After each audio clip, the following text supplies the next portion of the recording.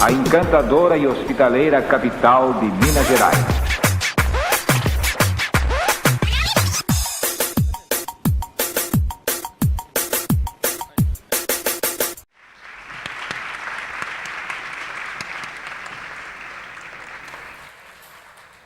Queria pedir a ajuda de vocês que estão aqui quietinhos, sentados, há mais de uma hora reunidos.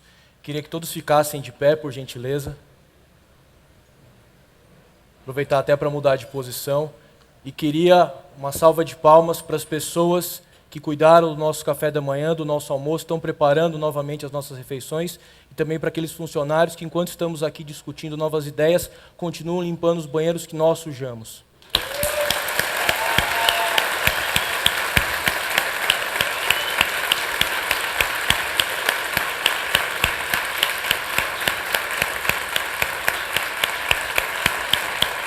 Obrigado. Obrigado. Eu sei que eu estou ridículo. Eu sei disso. E para que nós pudéssemos conversar a respeito de como a nossa história nos conduziu a termos sujeitos escravizados que fazem uso desse tipo de roupa 8 horas por dia, 6 dias por semana ao longo de muitos anos, seria necessário mais do que 18 minutos. No entanto, eu queria dizer algumas coisas importantes a respeito disso para vocês. Antes de mais nada, eu não estou sozinho aqui no palco. Do meu lado esquerdo, Ernesto Che Guevara, John Lennon, Mahatma Gandhi, Sigmund Freud e Karl Marx. Do meu lado direito, seu Moisés, seu Nilce, seu João, seu Tonhão e outros tantos que me ensinaram a compreender esses caras que me são muito caros. Eu era estudante de psicologia, segundo ano da USP. Houve uma proposta de trabalho numa disciplina chamada Psicologia Social. O professor disse, é o seguinte, além das tarefas acadêmicas, vocês vão submeter por um dia a uma tarefa braçal que não exige a qualificação técnica nem escolar. Alguns foram trabalhar como empacotadores de supermercado, outros foram trabalhar como bilheteiros de cinema, eu e alguns colegas foram trabalhar como garis dentro da própria cidade universitária. Muito bem. Primeira dificuldade. Na USP, como toda cidade universitária, todo prédio, todo instituto tem uma placa. Ninguém tem dificuldade para encontrar esses lugares. Instituto de Psicologia, por aqui. Faculdade de Economia, por ali. Hospital Universitário, siga em frente. Cheguei na USP, local no qual eu estudava há 2 anos, e abordava os pedestres e dizia, por favor, alguém pode me dizer onde é o vestiário dos garis? Silêncio. Quando não era silêncio, era um susto. Gari. Dentro da USP, mas sim, porque as ruas se limpam naturalmente, estamos na Disneylândia, as folhas caem das árvores e vão diretamente para os latões de lixo.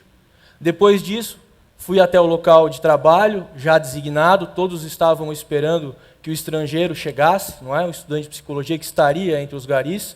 Percebi que os trabalhadores são carregados em caçambas de caminhonete, juntamente com vassouras, com pás, com enxadas, com latões de lixo, com sacos de lixo e muitas vezes o próprio lixo. Percebi que as ferramentas são todas elas vagabundas, tais como essas aqui. Essa aqui ainda está um pouco melhorzinha, porque o cabo é um pouco mais longo. Não é? No entanto, imagine um sujeito que passa 8 horas por dia nesse movimento. Me desculpe, era diretor, de sair do tapete vermelho. Imagine o que fica de dor nos antebraços, imagina como fica a coluna desse cara depois de alguns poucos meses de trabalho. Muito bem, chegando ao local de serviço, todo mundo trabalhando com pá e enxada, porque no dia anterior tinha chovido muito em São Paulo. Sujeira pesada acumulada nos cantos das guias, não tem como trabalhar com vassoura. Todo mundo com cabos, não é? De pás e enxada nas mãos, trabalhando nessa posição. O encarregado chega e diz, você não, você vai ali do outro lado. Fui até o outro lado, quando olhei, parecia que eles já tinham limpado o lugar e colocaram 2, 3 folhinhas para o playboy achar que estava varrendo. Eu obedeci o chefe. Aliás, é bom que se diga, nós dizemos por aí que uns nascem para mandar, outros nascem para obedecer. Eu queria, por favor, que levantassem aqui a mão as pessoas que sentem que nasceram para obedecer. 1, tá? Legal. E os que nascem para mandar? Tem muitos aqui? Não? Interessante. Muito bem. O que aconteceu a partir daí foi muitíssimo curioso, porque havia uma distância, não é? Obviamente, não só uma distância geográfica, mas uma distância também psicológica, porque são mundos tão diferentes. Como iriam se encontrar aqui? Um estudante de psicologia dentro da Universidade de São Paulo, olha o paradoxo, trabalhando com sujeitos semi-analfabetos. Isso é muito curioso também, chama atenção. Até que o trabalho foi interrompido e não havia absolutamente nenhum contato entre nós.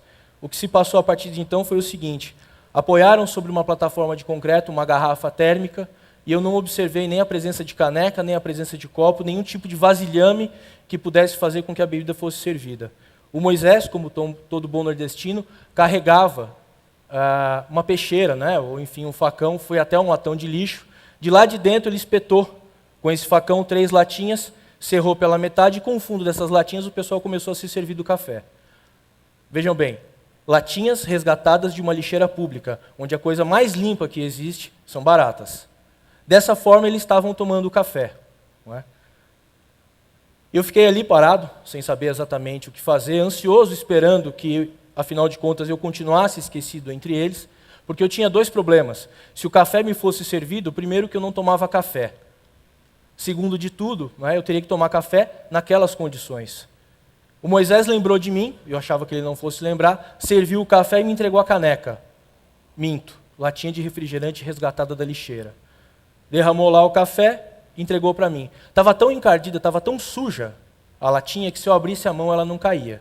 Bom, ficaram todos me observando, não é? Para ver, afinal de contas, se o playboy, se o jovem estudante rico, iria ou não tomar café naquelas circunstâncias. Alguma coisa me fez dizer que eu deveria tomar o café, porque senão, eu vou pedir licença poética, acho que ninguém falou nenhum palavrão, mas a situação era basicamente o seguinte: fudeu. Fudeu. Ou você toma a porra do café, entendeu? Ou não vai ter pesquisa aqui, meu amigo. Não é? A gente vai ficar fechado. Ou você está com a gente ou você não está. Desculpa. Ou você está com nós ou você não está. Entendeu? Muito bem, daí eu tomei o café. A hora que eu tomei o café, toda aquela ansiedade evaporou. Os antropólogos costumam chamar isso de rito de passagem ou prova de ingresso.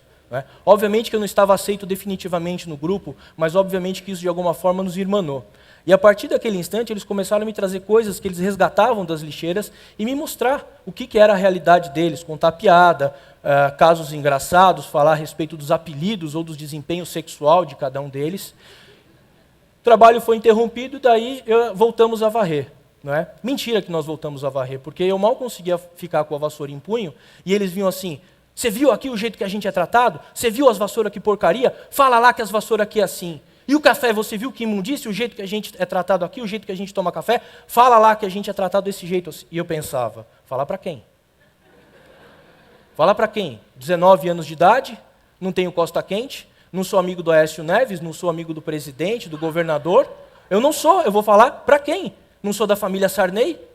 O que a gente faz nessa porra desse país se a gente não é costa larga? Fala para mim. Como é que eu poderia imaginar que 20 anos depois eu poderia estar falando para um público, não é? Não só aqui, mas também via internet? Eu espero que isso alcance outros lugares, porque me parece que esse não é um problema só brasileiro.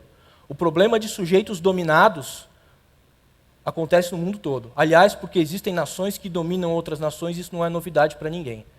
O que estava por vir foi ainda mais surpreendente, porque eu tive que passar dentro da faculdade de psicologia, com um uniforme vermelho, não era esse laranjão. E eu pensava assim, bom, jogo futebol, ping-pong, conheço muita gente, tenho colegas de sala, vai ser interessante, o pessoal vai olhar para mim e vai dizer assim: e aí, meu, o que você está fazendo com essa roupa? Entrei pelo andar térreo, passei pela biblioteca, pelo centro acadêmico, pela lanchonete, e ninguém me viu. Daí, quando os meus colegas garis ficaram sabendo disso, da minha expectativa, disseram assim: você é ridículo, você achou que fossem te ver com esse uniforme? Você acha que a gente anda com esse uniforme por aí? Quem é que vai sentar do nosso lado, no ônibus? Quem é que vai conversar com a gente? A gente serve, quando muito, para dar alguma informação. Então eu estou aqui em nome desses caras, porque eu passei 10 anos lá, varrendo rua 2 vezes por semana, limpando latão de lixo, recolhendo animal morto, e eu digo, depois de meia hora de trabalho no primeiro dia, o trabalho de limpeza pública é imbecil. E quando eu digo que é imbecil, é em respeito a esses sujeitos, como Wagner, que estava limpando o banheiro, eu estava conversando com ele agora há pouco, extremamente inteligentes, com grande potencial criativo, e que nós escravizamos. Nós não chamamos isso de escravidão, chamamos isso de trabalho assalariado. Mentira. Mentira. O trabalho assalariado é um mal, e é um mal mundial. Nenhuma relação humana é verdadeira a partir do instante em que um manda no outro. Agradeço a fala da Eloan e a fala da Pamela, inclusive por conta disso. A partir do instante em que estamos instalados em situação assimétrica, não existe mais verdade. E se estamos distantes da verdade, estamos também distantes da nossa humanidade. Isso é um problema muitíssimo antigo. Isso tem a ver com o fato de que vivemos em sociedades segregadas em classes sociais, coisa que o capitalismo não inventou. Isso não é invenção do modo de produção capitalista. Mas o capitalismo aprendeu de maneira perversa a propagar essa desgraça. E nós aprendemos de fato que devemos ter uma profissão, aprendemos de fato que devemos ser chefes ou subalternos e que esses lugares simbólicos são imutáveis. Isso é uma grande merda, isso é uma grande bobagem. E a despeito de eu ter estudado muito na maior universidade do país, eu fui aprender isso com o Moisés, com o Nilce. Fui aprender com gente que dividia o pão na hora do bandejão, que me dava laranja, não era com colega de sala de aula. Ocupados em estudar, em montar um consultório, ou então em ter algum artiguinho publicado em revista científica indexada. Porque é isso que acadêmico faz. Acadêmico, hoje em dia, não está interessado em ensino, não está interessado em troca, está interessado em publicar artigo, livro, aparecer na mídia e tudo mais. Isso é uma grande porcaria.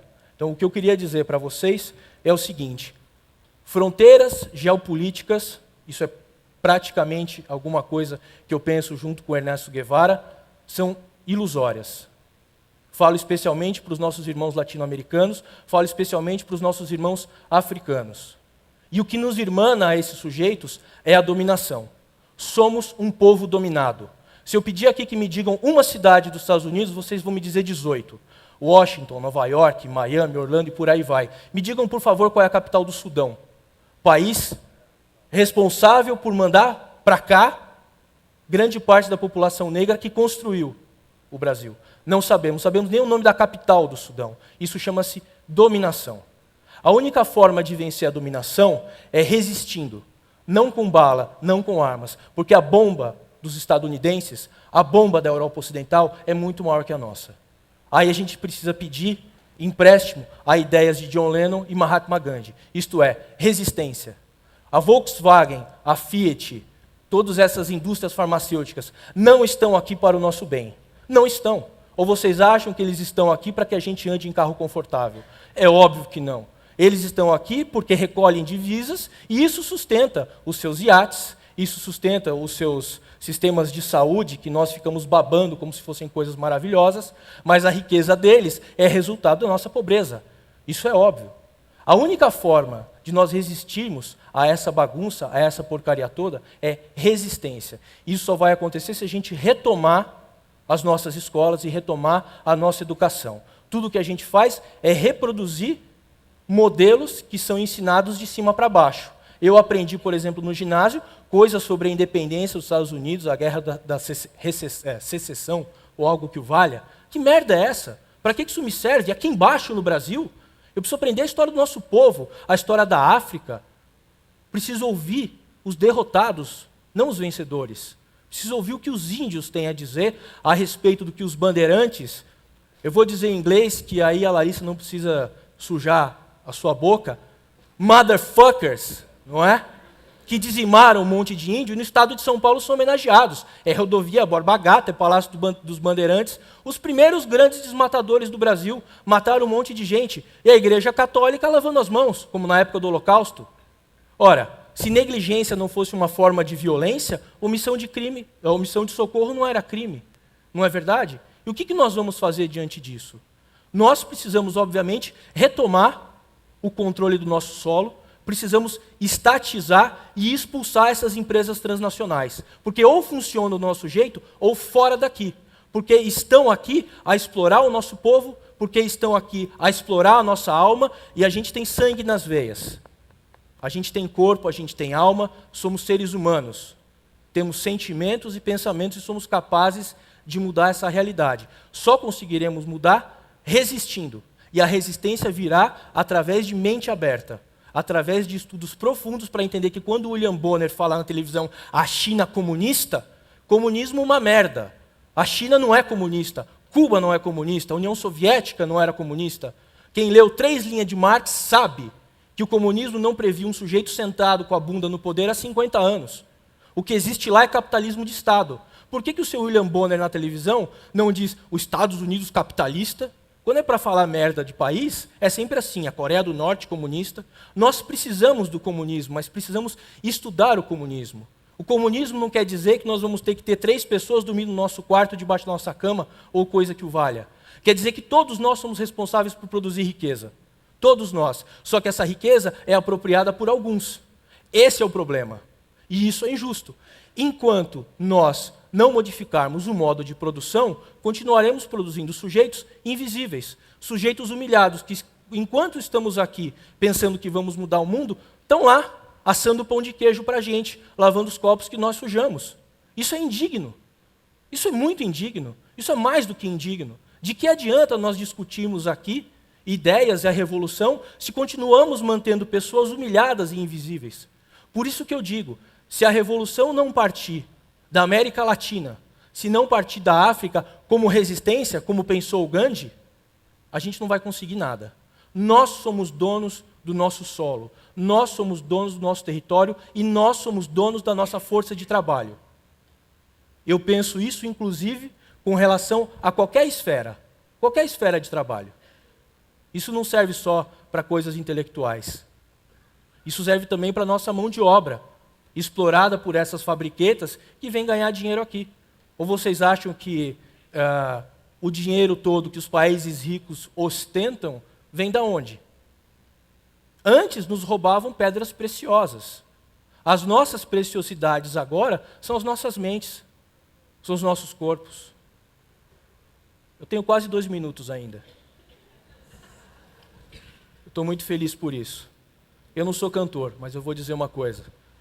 Como eu sou subversivo, eu vou sair daqui de novo. A gente precisa aprender a mudar de lugar. A gente precisa aprender a ser subversivo, para pensar coisa diferente. Porque senão, repito, enquanto a gente acha que está fazendo a revolução, o Wagner está limpando o banheiro que a gente suja. E isso é indigno. Uma negra e uma criança nos braços, solitária na floresta de concreto e aço. Veja, olha outra vez um rosto na multidão. A multidão é um monstro sem rosto e coração. Rei São Paulo, terra de arranha-céu, a garoa rasga a cara, é a torre de Babel. Família brasileira, 2 contra o mundo, mãe solteira de um promissor, vagabundo, luz, câmera e ação, gravando, a cena vai. Um bastardo, mais um filho pardo, sem pai.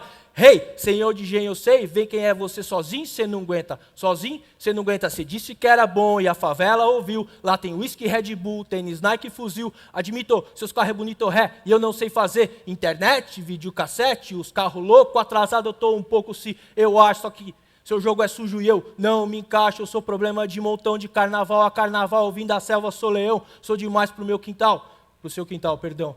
Problema com uma escola eu tenho mil fita, inacreditável, mas seu filho me imita. No meio de vocês ele é o mais esperto. Jing fala gíria não, dialeto. Esse não é mais seu, ó, subiu. Entrei pelo seu rádio, tomei, ninguém viu. Mas é isso ou aquilo, que você não dizia? Seu filho quer ser negro. Ah, que ironia, cola o pôster do Tupac aí que dá o que você diz. Sente o negro drama, vai, tenta ser feliz. Rei bacana, quem te fez tão bom assim? O que você deu, o que você faz, o que você fez por mim? Eu recebi seu tique, esgota céu aberto e parede madeirite. De vergonha eu não morri, tô firmão, eis-me aqui. Você não passa quando o mar vermelho abrir. Eu sou, mano, homem duro do gueto, Brown Oba, aquele louco que não pode errar, aquele que você odeia amar nesse instante, pele parda, ouço funk, de onde vêm os diamantes? Da lama. Obrigado.